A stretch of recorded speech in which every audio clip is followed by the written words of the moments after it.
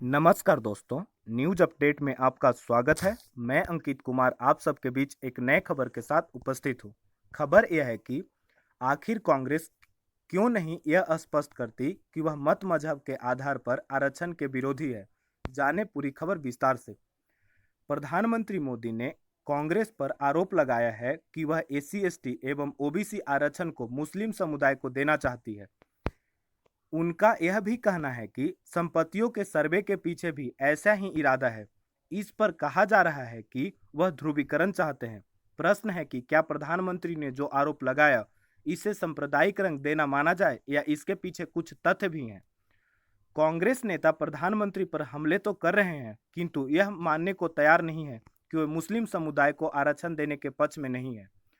कांग्रेस यह भी स्पष्ट नहीं करती कि वह मत मजहब के आधार पर आरक्षण के विरोधी है। चूंकि कांग्रेस अपने घोषणा पत्र में आरक्षण की सीमा बढ़ाने का वचन देते हुए यह सुनिश्चित करने को कहती है कि अल्पसंख्यकों को शिक्षा, स्वास्थ्य, रोजगार, सार्वजनिक कार्य, अनुबंध, कौशल विकास, खेल और सांस्कृतिक गतिविधियों में बिना किसी भेदभाव अवसरों का उचित हिस्सा मिले, इसीलिए उसकी मंशा पर प्रश्न उठता है। इसकी एक पृष्ठभूमि है। कांग्रेस सरकार ने पहले भी मजहब के आधार पर मुस्लिम समुदाय को आरक्षण देने की पहल की है। चूंकि पंथ मजहब के आधार पर आरक्षण मान्य नहीं है, इसीलिए ओबीसी आरक्षण में से ही कर्नाटक में मुसलमानों को 4% आरक्षण दिया। केंद्र में संप्रग शासन के दौरान आंध्र की कांग्रेस सरकार ने मुस्लिम समुदाय को आरक्षण देने का कानून बनाया। वह न्यायालय में टिक नहीं सका। आज भी अनुसूचित जनजाति के धर्मांतरण होकर मुसलमान या ईसाई बनने वाले को आरक्षण का लाभ मिलता है। वे अल्पसंख्यक होने का भी लाभ पाते हैं और अनुसूचित जनजाति का भी। कांग्रेस यह तो कह रही है कि इसमें मुस्लिम शब्द कहीं नहीं है, पर अल्पसंख्यक का अर्थ क्या है। मनमोहन सरकार ने सच्चर समिति की गठन की थी, जिससे अपने रिपोर्ट में मुसलमानों को अनुसूचित जातियों से भी खराब स्थिति में बताया था और उनके सशक्तिकरण के नाम पर जो अनुशंसाएं की उनमें सरकारी नौकरियों व शैक्षणिक संस्थानों में आरक्षण की भी शामिल था। मनमोहन सरकार के समय भी रंगनाथ मिश्रा समिति ने एससी/एसटी और ओबीसी से धर्मांतरण करने के बावजूद मुसलमानों को आरक्षण देने की पैरवी की थी। 30 नवंबर 2006 को सच्चर समिति की सिफारिश आई और उसके 9 दिन बाद मनमोहन सिंह ने राष्ट्रीय विकास परिषद की बैठक में कहा, मेरा मानना है कि हमारी सामूहिक प्राथमिक कृषि, सिंचाई, जल संसाधन, स्वास्थ्य, शिक्षा, ग्रामीण बुनियादी ढांचे में निवेश के साथ ही एससी/एसटी, ओबीसी, अल्पसंख्यक महिला और बच्चों का उत्थान है। हमें ऐसे नई योजनाएं बनानी होंगी जिनसे अल्पसंख्यकों, खासकर मुस्लिम को विकास में समान भागीदारी मिल सके। देश के संसाधनों पर उनका पहला दावा होना चाहिए। कांग्रेस इस बयान को तोड़ मरोड़ कर पेश करने की बात तो कहती है, लेकिन उसकी अनदेखी करती है कि इसमें स्पष्ट रूप से अल्पसंख्यक विशेष मुसलमान शब्द है। सच यह है कि 2004 में सत्ता में आने के साथ ही कांग्रेस की यह धारणा बनी कि मुस्लिम मत खिसकने के कारण ही वह उत्तर प्रदेश, बिहार और बंगाल में हाशिए पर गई और उसकी जगह सपा, बसपा, राजद आदि ने ले ली।